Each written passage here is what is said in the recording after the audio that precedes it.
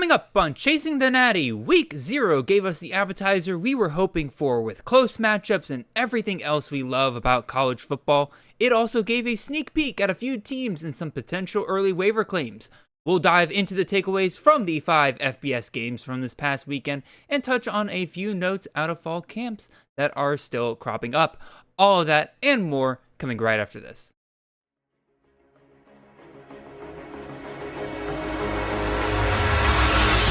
Sellers picks his way to the right and is tripped up, reaching for the end zone. Touchdown. What a start. To Reed, and there he goes. Nobody's going to catch him. Touchdown. It's caught. Jeremiah Smith. Touchdown, Ohio State. The legend grows. This is Chasing the Natty, a college fantasy football podcast.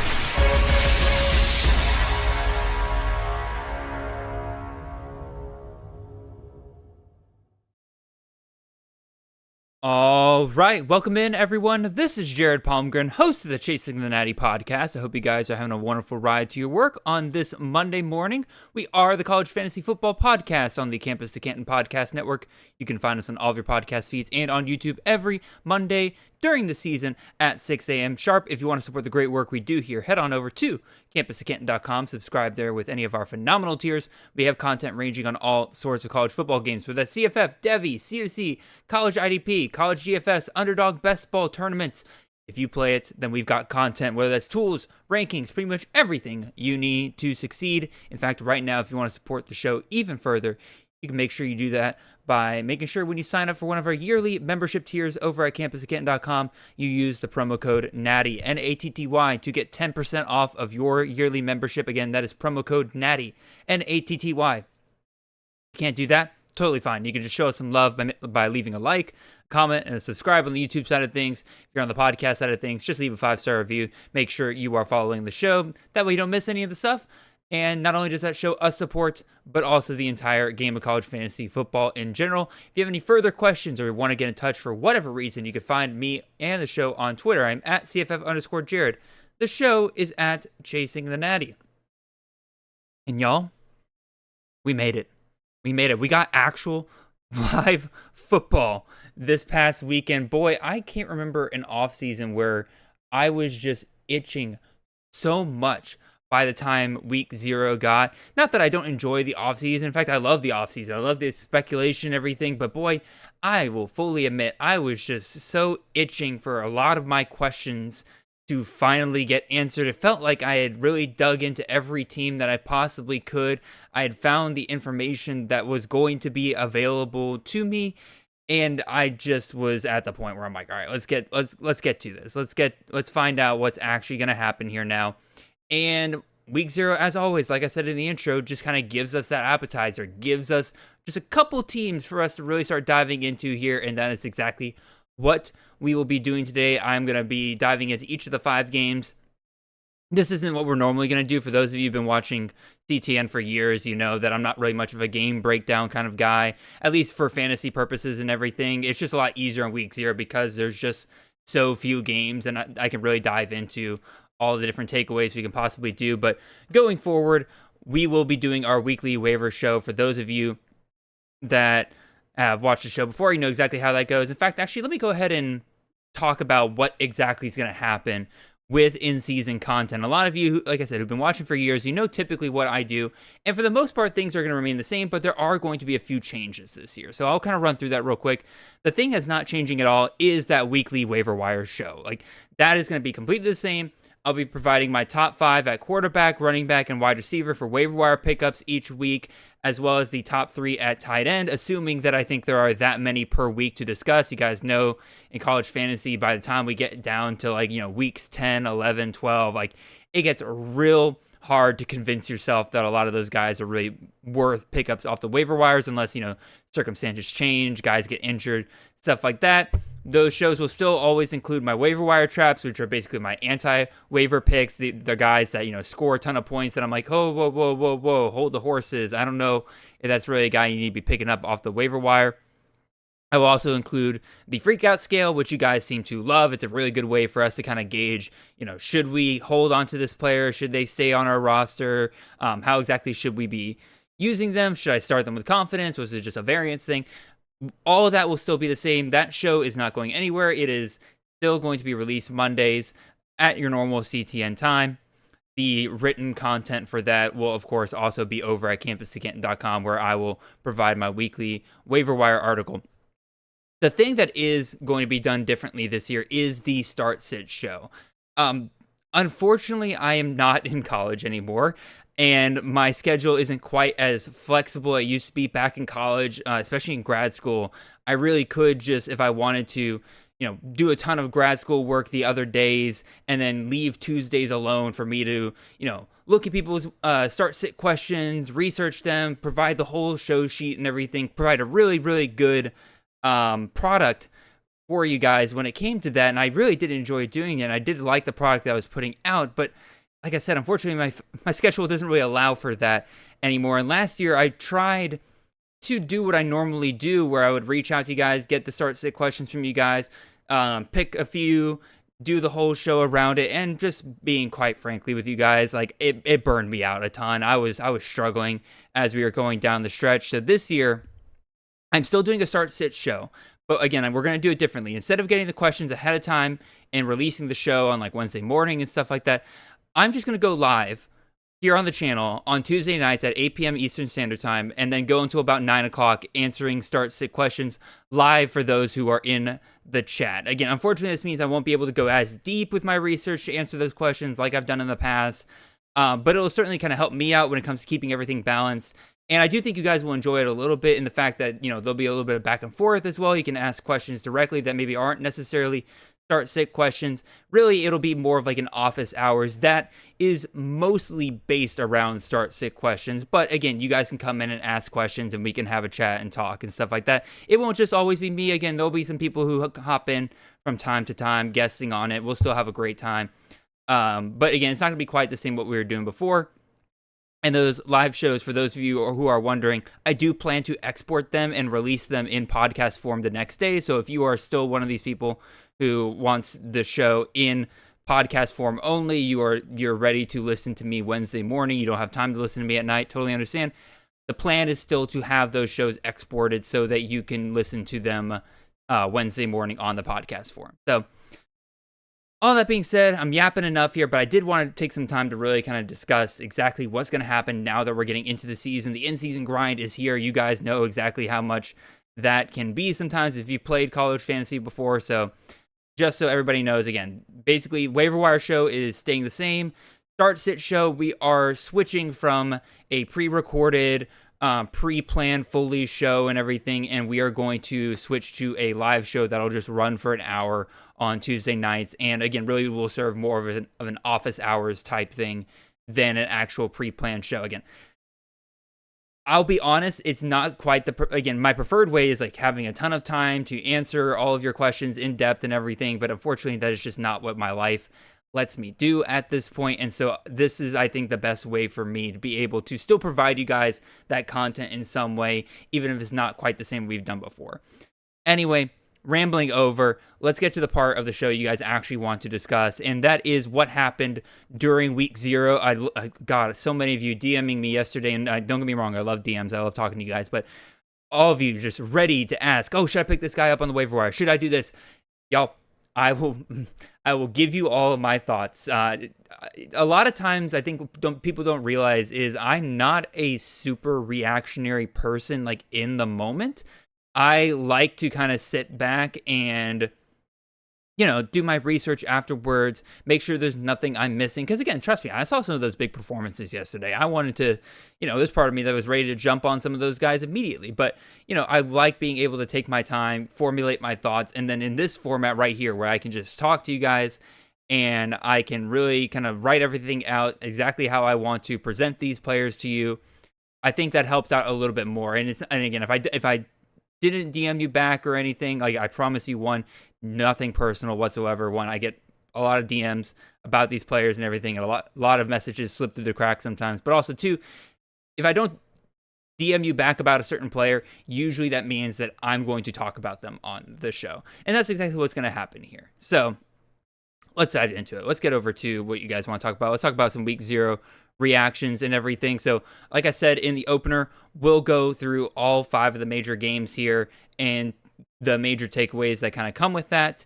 And for those of you who follow our articles over at campus2canton.com, you know that on Saturday morning, I dropped an article on 6 different questions I was looking to see get answered on this past Saturday. And a lot of these reactions will have a lot to do with answering those questions that I raised.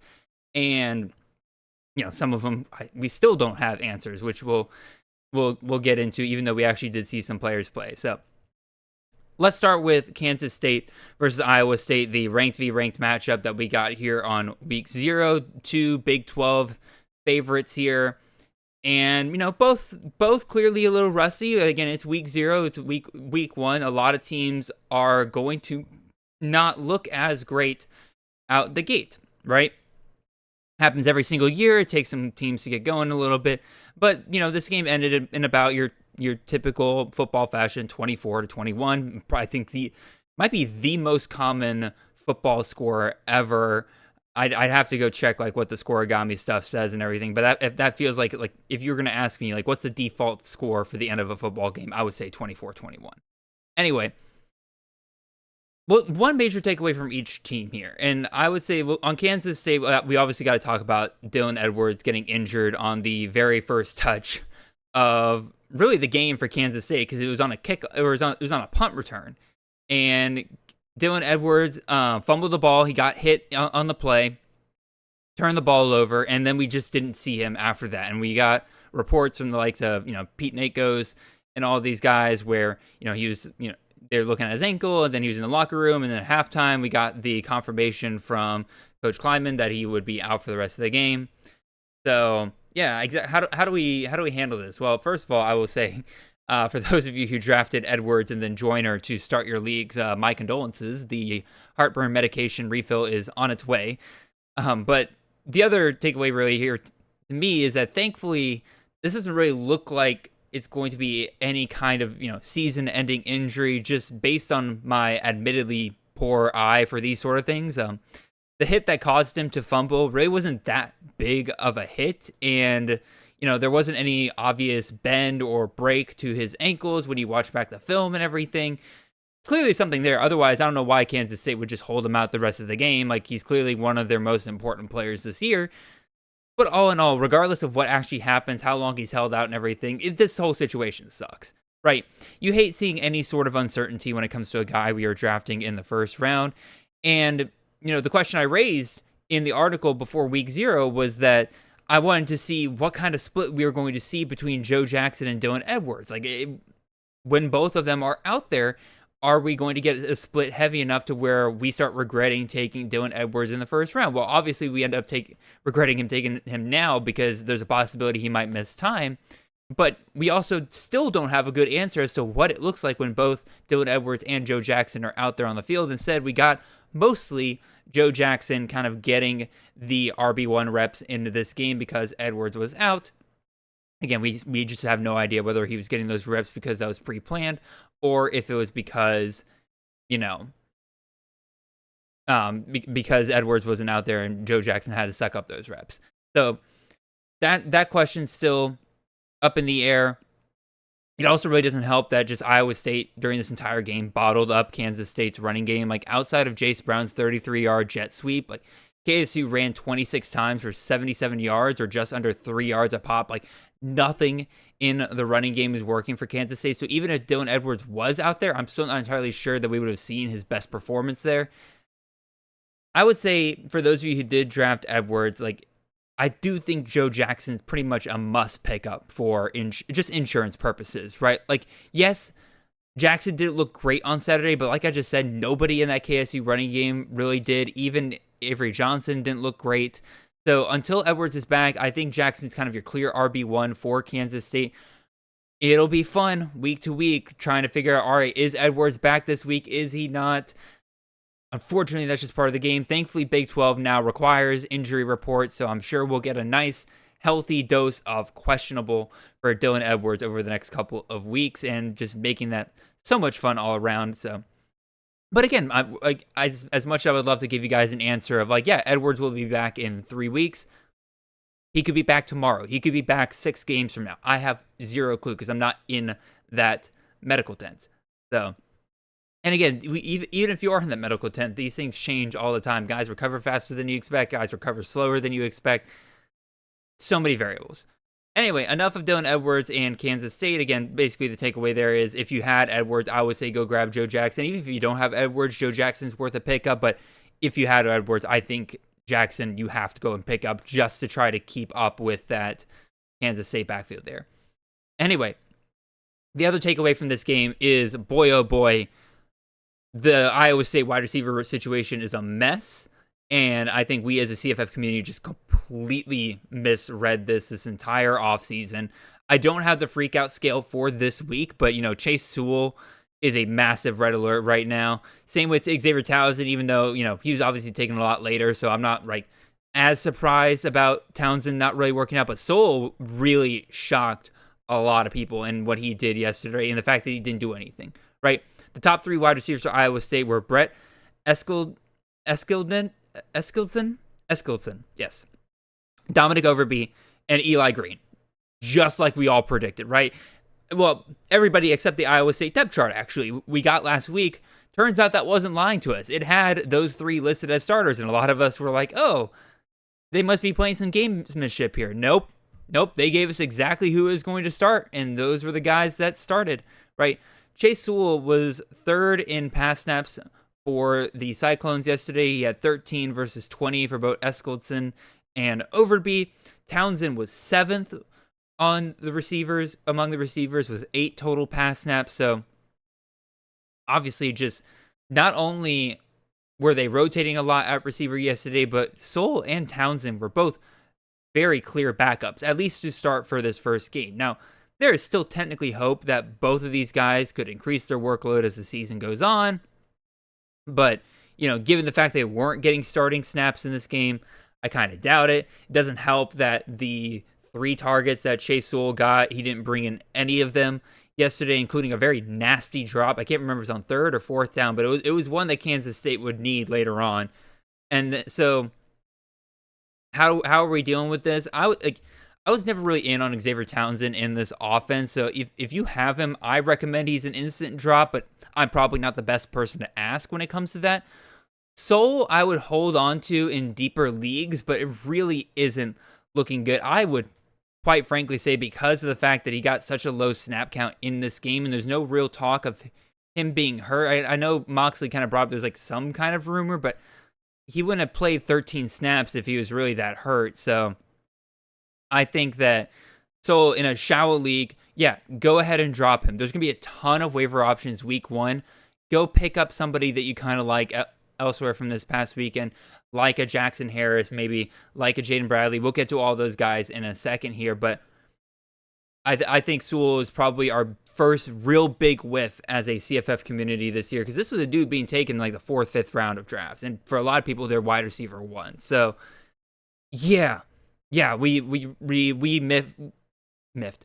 We are miffed, but we whiffed on this Iowa State wide receiver room. And the unfortunate thing is, it doesn't seem like any of the other guys, like Overby or Eskildsen, none of them are really stepping up and being like, oh yeah, no, I'm actually who Jaden Higgins was last year. No, they're all just kind of There's no guy that you're looking at being like, oh, I got to go pick him up. I just had the wrong guy, but this system's still great.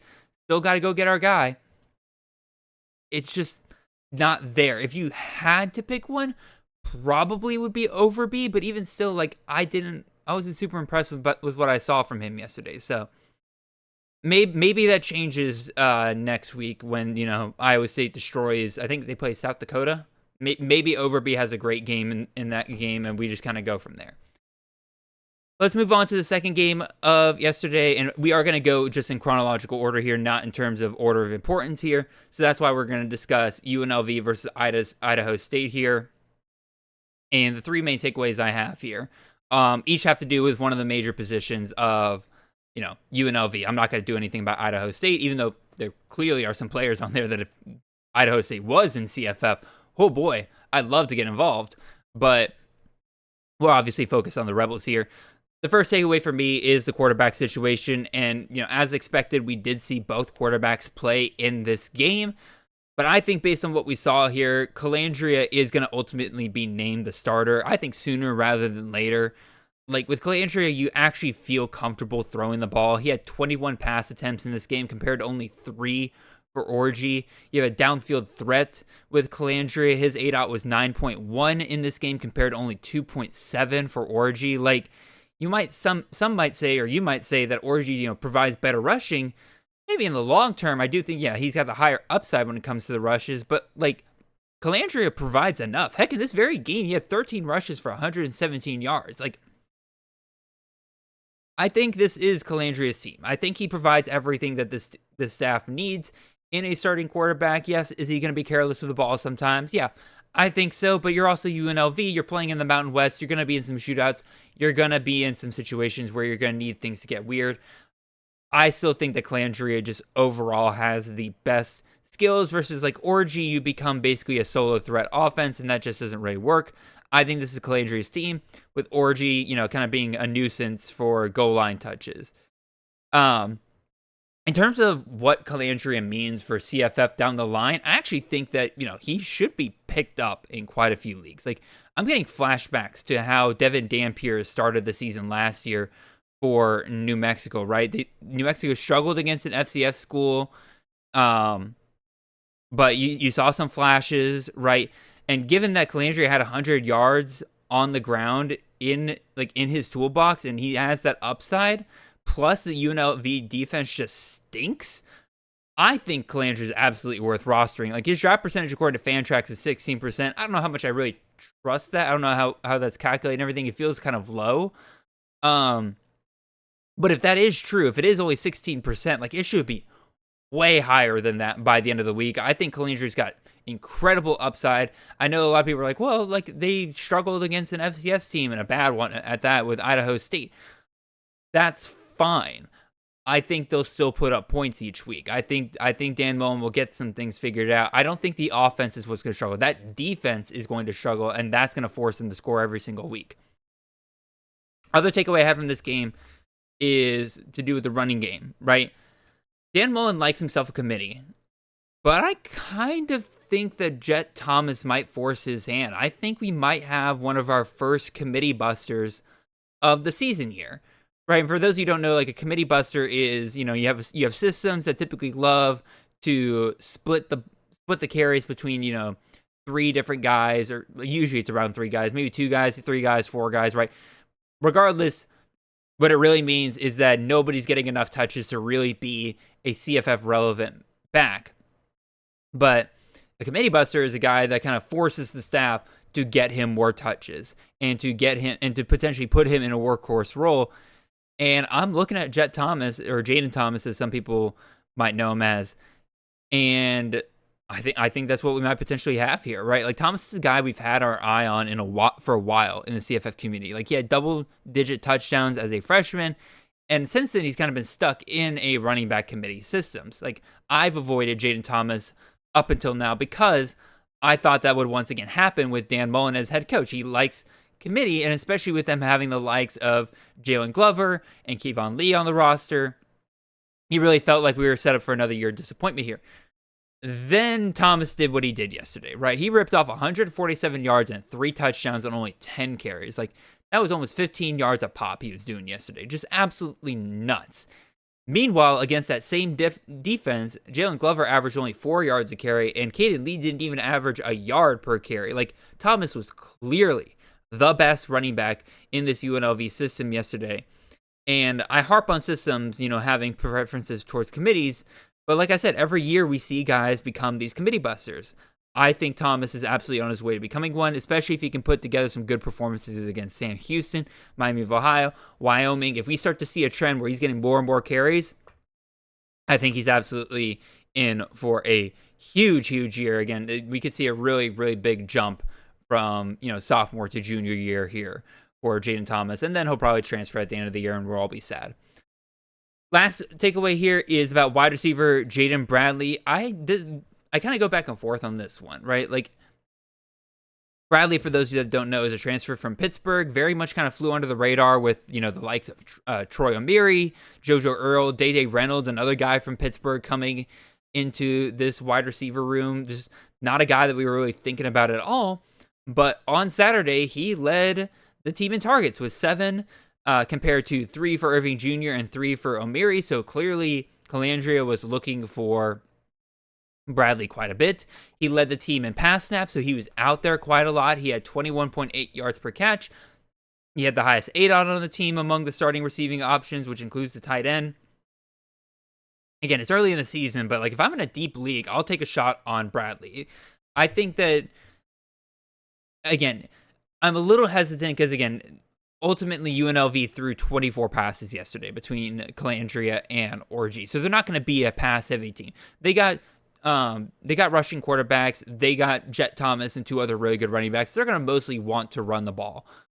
But it does strike me when a guy like this, like Bradley, leads his team in so many categories that tell me that, this staff likes this guy a lot. Again, when you're leading in targets, when you're leading in pass snaps, when you're, the most efficient wide receiver on the team, when you're getting high value targets down the field, I have to say, I think that like I said, I think Bradley's worth a pickup on waiver wires this week.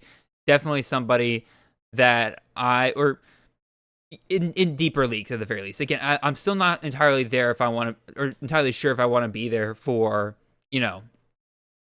seeing him as a must own in every single league. The only guy that I would say about that is a guy we'll discuss later. But for now, we're going to move on to the Fresno State Kansas game here. And kind of 3 main takeaways here, 2 on the Kansas side, 1 on the Fresno side. 1, Jalen Daniels, God bless you, sir. He looks like the best he has in years. He looks healthy. Obviously, it's only 1 game. It was against a G5 opponent in Fresno State. But, Daniels looked really, really good. He was 18 for 21, 176 yards, 3 touchdowns. He had another 54 yards on the ground. Not a monster day by any means for CFF purposes. Not quite the game breaker we saw a few years ago. But, this game, I think, makes you feel good enough that if you did draft him late in leagues this year, which, again, you could find him kind of floating around like, round 15, round 20 this year. If you did pick him up in that range, you're feeling pretty good about him, right? Again, you're probably not going to get the 30-point upside guy week to week here. But if he gets into a shootout in the Big 12, he could end up being a ton of fun. I think, again, he got a little banged up in this game. There's already some talks about him kind of getting nicked up and everything, but I think that, good signs all around for Jalen Daniels. The other player to really note on Kansas's team from this past week is Cam Pickett, who led the team in several categories, right? There's a little bit of hype coming into the season for him. Nothing crazy, but kind of enough to be noteworthy. But then, against Fresno State, 6 targets, 6 receptions, 77 yards, 2 touchdowns. Easily the best day among the wide receivers. But here's the thing. I'm not quite ready to say that he's a must-add for waivers. Obviously, deeper league, yeah, go ahead and take him shot. But the highest Lance Leopold wide receiver we've gotten in the last 2 years is wide receiver 57. That was Luke Grimm last year. He finished as wide receiver 57 in 2024. A guy that's rosterable, but not really a guy that you're dying to play this each week, right? Pickett had a good stat line. Like I said, 6 for 6, 77 yards, 2 touchdowns. Hard to ask for more than that. But how much are you willing to really rely on a guy each week that had the following, right? He only had 6 targets, so we're not talking about a monster level of volume here. He caught all 6 of those targets, which you can't really rely on each week. He only had 12 snaps the entire game where he was a receiving option. So he was hyper efficient in his opportunities, which is obviously something you want to see, right? Like, you're not going to take a shot on a guy that isn't doing that. And that'll probably earn him some more snaps going forward, but it is something to note, and it is something that I think you can't really say is going to change, at least in the first half of the season. That might change as it goes along, but then you got a guy like Emmanuel Henderson, right? He led the team in pass snaps by a good margin, 2nd most targets.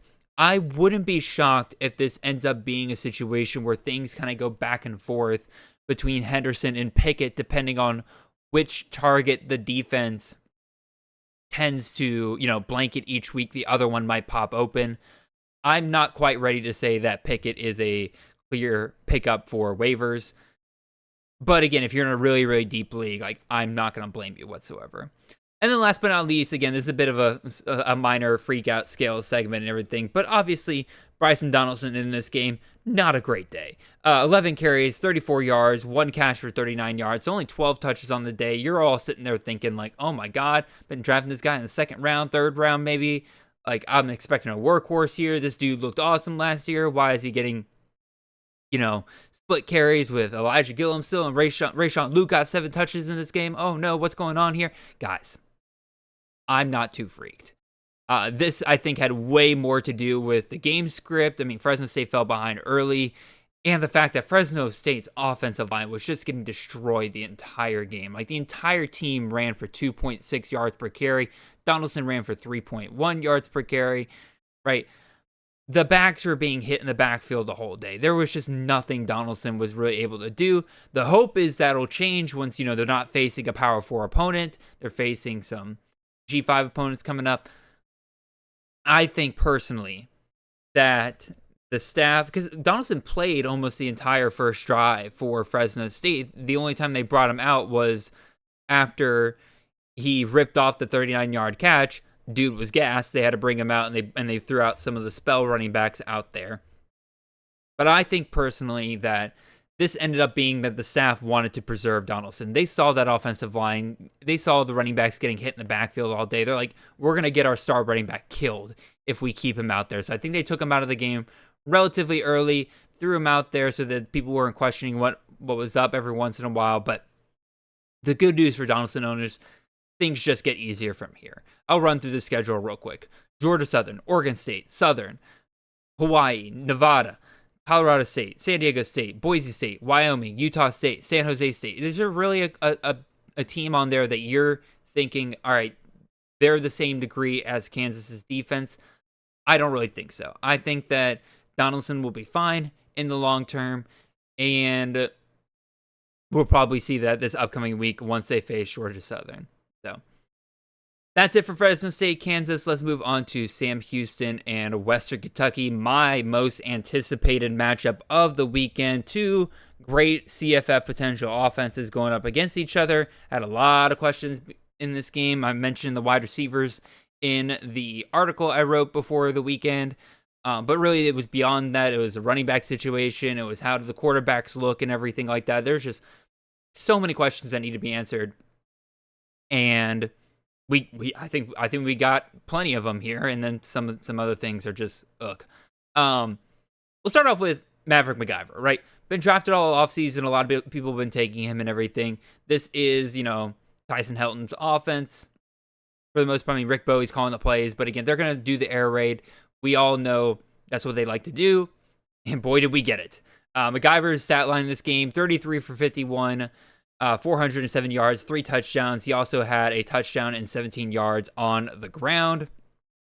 And really, immediately, I'm starting getting questions of you had MacGyver kind of low. Is he potentially the next Bailey Zappi, and you're missing out on him? And here's the thing. Bailey Zappi, we need to remember, was like a once-in-a-generation kind of deal, right? Like, dude passed for almost 5,000 or over 5,000 yards. Like, just absolutely insane video game numbers. And it was just lightning striking in a bottle, right? MacGyver's off to a really good start here. No doubt about it. But there's a couple of things we need to keep in mind. One, I do think we need to keep in mind that Sam Houston's defense might legitimately just be terrible this year, right? They lost 16 of their top tacklers from last year's team. They're 133rd in returning defensive production. This could have just been a really early, great matchup for Western Kentucky for them to, take advantage of, right? I will say, at halftime, I was kind of worried about MacGyver because I think he was still I can't remember what his halftime stat line, but I remember looking at his halftime stat line being like, ooh, not quite as productive as I was really expecting. And then things really turned on in the second half. That passing game really clicked, especially in that last fourth quarter. Western Kentucky just absolutely diced up Sam Houston's defense to finish the game.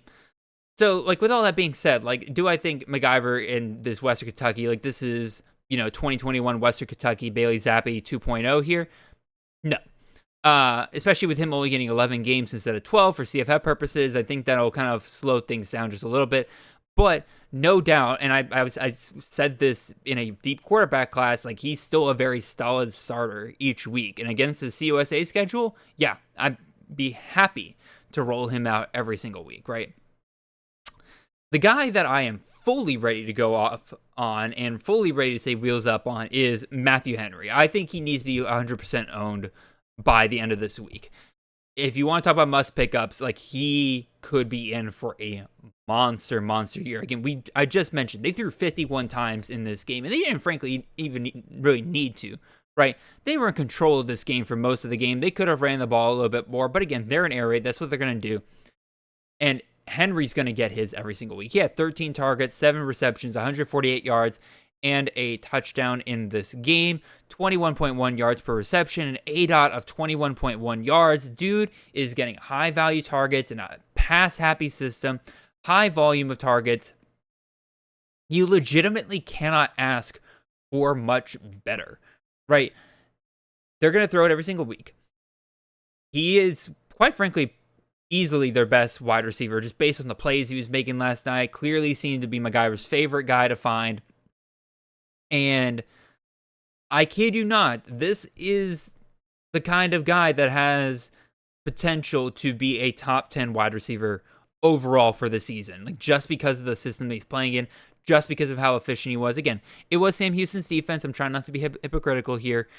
They were missing a lot of guys, so maybe it's not as great every single week. But regardless, like I said, it's a pass-happy system. He's the number one option in that offense. Pretty clearly, it seems. He's must-own. Just simply must-own. The secondary option in this room, I think, pretty clearly from what we saw yesterday, is Musa Berry. Played second most snaps last night. 8 targets, 6 receptions, 96 yards. Plays on the opposite side of Matthew Henry. They're the two outside wide receivers. The slot receivers seem to still be kind of figuring some stuff out. Hutchinson's there. Jairus Mack is there. No clear guy there in the slot, but Barry and Henry were getting a ton of high-value targets last night. I think they're both worth rostering. I think Henry is the must-own, though. Before I get to the Sam Houston side of this game, though, I do want to do a quick side note that true freshman Marvis Parrish intrigues me. I've seen a couple of people saying that he is a must-own guy because of, what Rick Bowie did last year.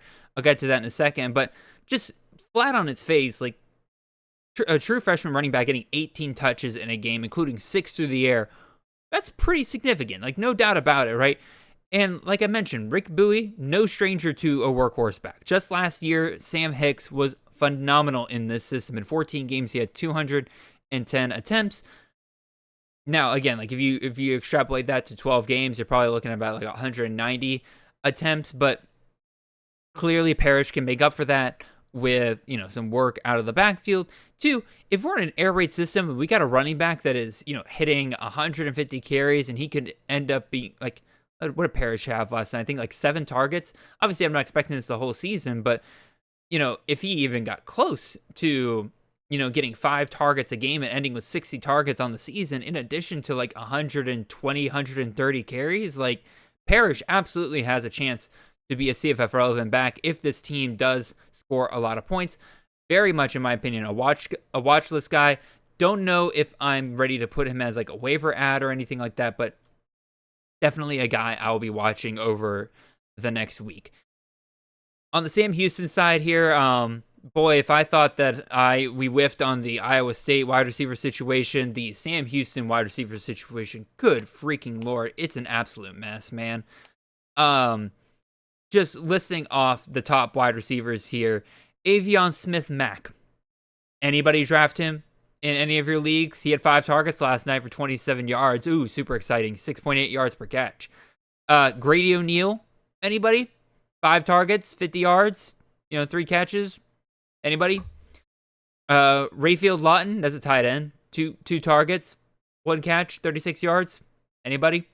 Oh, there's Quavez Humphrey. 2 targets, 1 catch, 9 yards. Where's Malik Phillips? Oh, he is all the way down there with a single target and 0 catches and one of the lowest snap counts on the team. Yay! We are completely whiffing on this wide receiver room this offseason. So all those shots I took at Quavez, Humphrey, and Malik Phillips seem to be completely kaput. That's great, though. That opens up on leagues where I have waivers, and I did take those guys. Pretty easy for me to drop those guys and go find somebody else that pops off here in week 1.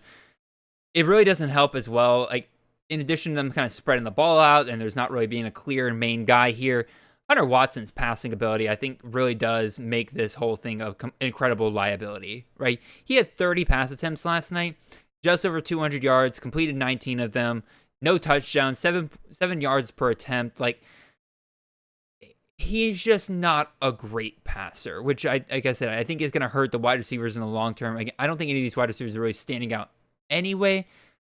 So, like I said, like all Sam Houston wide receivers, if you have them on your team and you're able to drop them. We're going to have to wait and see if anyone emerges from this wide receiver room down the line. I'm sure that'll be a part of our waiver series in the future. But for right now, there's zero reason to keep any of them. You likely took them as like a last 5-round pick anyway. So no real reason to hold on to any of these guys. We'll see how it plays out from here. Last game to discuss here is the Stanford versus Hawaii game. Our quote-unquote late night game. It started at 9. So again, I'll really just kind of dive into my takeaways from each of these teams rather than like anything in particular. But for Hawaii, how are y'all feeling about Micah Alejado and this Hawaii offense after the game yesterday? I found it very interesting that it seemed like there was kind of some split opinion on what were the expectations for this Hawaii defense or Hawaii offense up against Stanford, but also necessarily what constitutes success, but also 2, like, it feels like people are looking at that performance through different lenses yesterday. Like, I personally have some concerns here, right? I mentioned in my article that if this offense could be successful against Stanford, they'll be golden the rest of the way against the Mountain West. Well, like I said, the results, in my opinion, were so at best, concerning at worst, I would say. Like, Alejado yesterday threw 39 times and only had 210 yards and 2 touchdowns. A pitiful 5.4 yards per attempt, right? This was part of what made Alejado so intriguing. In the one game he started last year, he was throwing like 9.5 yards per attempt. Actually, it might have been higher than that. I think it was double-digit yards per attempt. And while, we all took that with a grain of salt because it was New Mexico's defense, right? Like, it was the big difference between him and Shager. Like, Shager, it felt like, there was no ceiling to this offense with Shager because, he always took the shallow routes. He didn't really put the ball down the field too much. Versus when Alejado came in, that's what they did. There was a lot higher ADOT targets. And then last night, I wouldn't have been shocked if it turned out that Braden Shaker was back out there with the way that this offense was playing. Not a single wide receiver on this team last night, including the ones on the outside, had above 10 yards per catch last night. Just shockingly inefficient across the board, which, like I said, that was the knock on Shaker in this offense the last couple of years. And then now it seems like history's repeating itself here. I know a lot of people were excited about Pavele Ashlock last week. He had 10 targets in this game, 9 catches, 69 yards and a touchdown. That's great that he got 10 targets, but that's what he's been doing the last 2 years. He's gotten 120 targets each of the last 2 years. The problem is that he's so inefficient that it doesn't translate to CFF success like we want it to, right? Jackson Harris, the outside wide receiver, got 8 targets, 6 catches, 59 yards. Still didn't break above 10 yards per catch. I like Harris. I do think he's worth picking up. But then you look at Nick Senecal, another guy that people liked. 5 targets, 3 catches, 12 yards, 4 yards per reception. Like, again, I get it. It's Stanford's defense, but it's also Stanford's defense, right? This is a Power 4 defense. Yes, it is also expected to be one of the worst Power 4 defenses, and quite frankly, could be the talent level that we see across the board in the Mountain West. I don't necessarily see what exactly is going on here. I know Alejado got banged up. I know some people are saying that he was, playing on one leg yesterday and stuff like that. I haven't looked too much into that injury here yet. But at the same time, like, again, I look at these wide receivers. Only Jackson Harris had an ADOT above 10. Ashlock and Senecal had ADOTs of 5.3 yards and 3.8 yards, respectively. There's just no real drive to push the ball down the field. And I have to ask, why? Is this a coaching decision? Is this an Alejado problem? Like, I don't get why, after 3 to 4 years, Timmy Chang has not gotten a quarterback that he feels comfortable putting the ball down the field with. Right? Again, I get it, Stanford. And yes, they did win the game, right? But I don't know. Maybe I'm rambling too much here, but like, I really was just not impressed overall. If you're starting a guy like Ashlock in a PPR league, yeah, you're fine. You got 9 receptions. Whoop-de-doo, you got your free 9 points there. But if you're in a standard league, like, you can't be excited by what Ashlock did last night. You can't be excited by what Harris did last night. These guys got, 12.9 and 11.9 fantasy points. These are not guys that you felt like were worth, picking up early in drafts, right? So, again, I don't have an answer on why this team seemed to be so conservative yesterday, and I hope it changes down the line. But as of right now, I definitely feel more concerned about this offense today than I did before this game started, right? So that's my ramble. That's my talk about Hawaii. Again, I hope things get better. We'll talk about Stanford real quick. I didn't really have one clear takeaway, and it was really because it was hard to take away from what we see from Stanford. There's a lot of things that kind of play into this. One thing I did take away, though, I think the Sam Roush tight end dream seems to have died a quick and painless death. He had 7 targets yesterday, 3 receptions, 6 yards. They were playing against Hawaii's defense. Hawaii's defense is one of the worst in the league the last couple of years. Like, if Roush is getting shut down by Hawaii's defense, like, I don't have much faith that he'll do much going forward. But in addition to, Roush getting shut down by Hawaii's defense, a lot of it has to do with Dr. Gulbranson, the quarterback for Stanford, being legitimately one of the worst starting quarterbacks I've seen from a Power 5 team or Power 4 team in just a while. I didn't know it was possible to have only 3.6 yards per attempt. How do you, as a scholarship-owning quarterback in the Power 4, throw it 30 times and barely break 100 yards passing? That is just mind-blowing to me. Like, it's also mind-blowing to me as well, because, like, what did Elijah Brown do? Like, Elijah Brown's the backup quarterback at Stanford. We liked him coming in as a freshman. What did he do to not get snaps over this guy? Like, Brown, when he played last year, wasn't a world beater by any stretch, but he was better than what we got from a Gulbranson last night, and we never saw him come in. It was super, super weird. The other super weird thing is Micah Ford. Micah Ford, for those that don't know, is a starting running back for Stanford this year.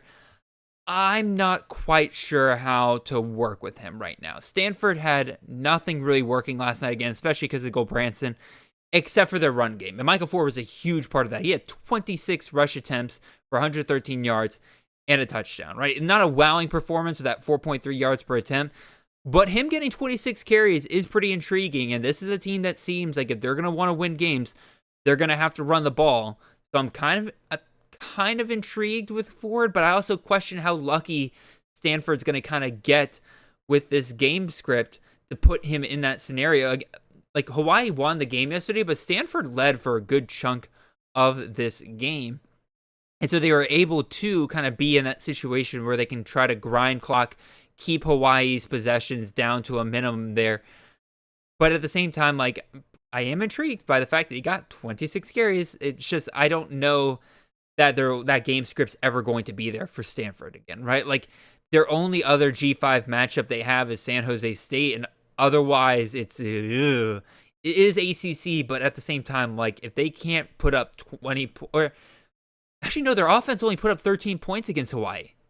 Yeah, maybe I'm not so high on Ford because I don't really want to get a starting running back for a team that's only going to put up 13 fantasy points or put up 13 points against the likes of Hawaii's defense. So, yeah, not sure I'm really super excited about that, even with the high volume there. Who knows? We'll see. Anyway, that's enough of the takeaways from the Week 0 games. Got a couple bit of fall news camps here, really 2 big ones, and I'll be honest, there hasn't really been a ton of like big fall news camp this past week that you guys probably already haven't heard, right? We're going to discuss Drew Messamaker winning the quarterback job for North Texas here briefly. We're going to discuss the Quentin Joyner going down for Texas Tech, but just frankly, those two pieces of news came the day after last week's CTN, so I couldn't put them in last week's CTN, obviously. And then now it's been almost a week since that news came out, so you've probably heard really good analysis from the likes of, like the CFF side, other podcasts on the Campus to Canton network. So I'll probably repeat some of what they say and everything, and I'll give my own thoughts here. But for the most part, there's nothing really truly groundbreaking except for some of the quarterback battles that I'll kind of run through pretty quickly here. But first things first, again, we'll start with the Drew Messamaker quarterback winning the starting job for North Texas. Gotta admit, ring the hubris bell for me on this one because I called this wrong. I was fully in on Poffenbarger winning this job, and as it is strange, in hindsight, I really should have played this so much differently. I should have known better because the echoes of this compared to the Washington State quarterback competition last year, where I was highly in on Mateer winning the job over the FCS transfer coming in, they were very strong in hindsight. And quite frankly, I kind of played this the opposite of what I did.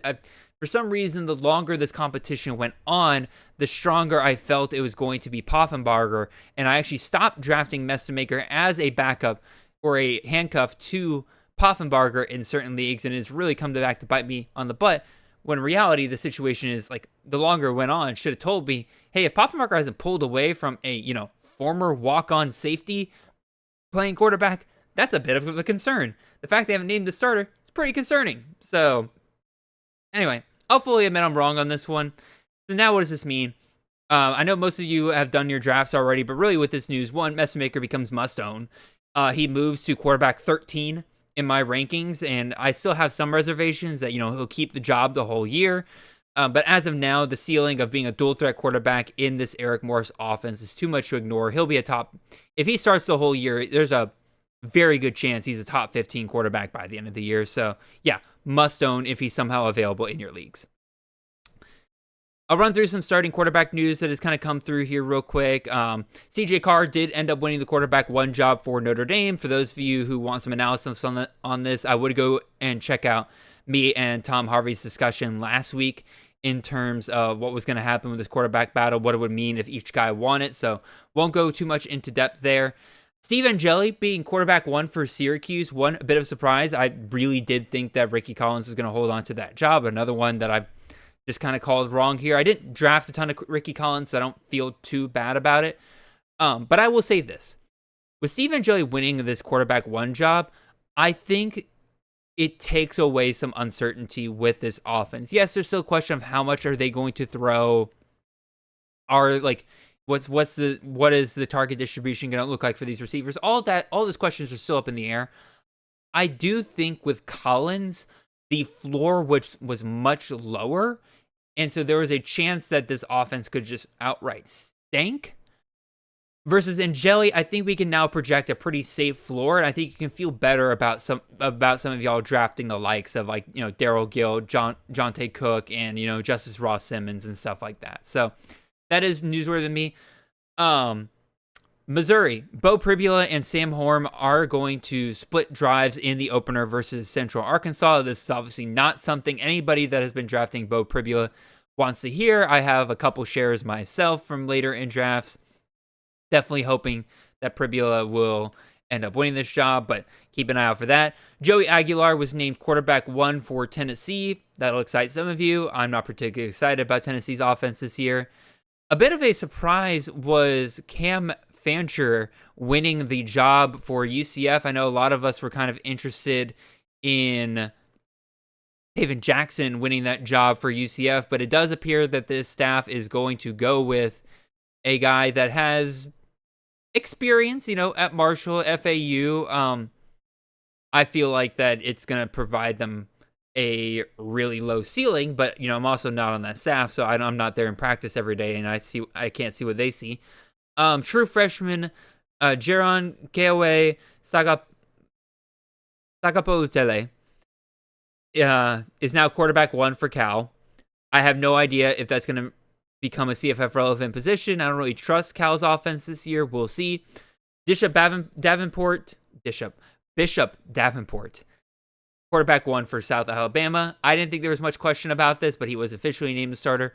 Malachi Nelson actually finally starting for a team in the FBS. He will be the starting quarterback for UTEP. He does beat out incumbent starter Skylar Locklear, which I do think is a little noteworthy there. So clearly this isn't like them defaulting to Nelson. He did come in and beat out an incumbent. So if you somehow still, like in a dynasty league, still have Nelson on your roster, got to feel somewhat good about that, I guess. CJ Montez out of Kent State is the quarterback 1 there. I don't think anybody's really rostering him much anyway. Dwayne Coleman, quarterback 1 for Army. I've taken my fair shots on him. I think that he could be fun in that offense. And then some more quarterbacks here. Quarterback 1 for Louisiana is Walker Howard. Chase Jenkins was named quarterback 1 for Rice. Jack Lane was named quarterback 1 for New Mexico, and Dexter Williams was named as the starting quarterback for Kennesaw State. That one might be a little interesting because KSU is transferring over to a veer and shoot system this year. Williams can run a little bit. They're playing in this USA. We'll see how things work out there. That's the last of the quarterback news. Again, just a little bit of running back news. We'll talk about the Quentin Joyner ACL tear here. Just first and foremost, this sucks. You hate to see it. I hope he gets better soon. But, naturally, everybody asking about this wants to know who's up next. What do we do about this, Jared? I drafted him as my RB1 in a league, and now I'm down my top running back. How do I fix this? The names to know for Texas Tech, though, are Jacoby Williams and Cameron Dickey, right? If you've listened to other podcasts, you probably heard those names plenty. They both came in as part of the same class. Last year, Dickey played in 10 games, 42 rush attempts, 227 yards, about 5.4 yards per carry. Jacoby Williams played in 9 games, 40 attempts, 225 yards, and, about 5.6 yards per attempt. Very similar across the board, although Jacoby Williams was playing or was kind of Go. Let's try that again, Jared. Williams was kind of performing better on a per game basis, particularly the bowl game. He looked great in the bowl game. 15 carries, 123 yards, and a touchdown in that one against Arkansas. So, not against a nobody or anything like that. The $1 million question just becomes, how do we reshape, how do we redistribute the carries into this backfield? Like, my initial thoughts was, my initial depth chart is, Joyner, Williams, Dickey. So you just slide everyone up one spot, right? So it would be, Williams, Dickey, and then whoever ends up being that RB3 there. However, you were distributing that before, you now distribute it that way, where whatever you're going to give Joyner, you give to Williams. Whatever you're going to give to Williams, you give to Dickey. But I don't think it's as easy as that, though. Like, as I mentioned, despite Williams looking really good in the bowl game, throughout the season, Williams and Dickey were relatively close in overall production, so I don't think there's a clear pecking order between those two.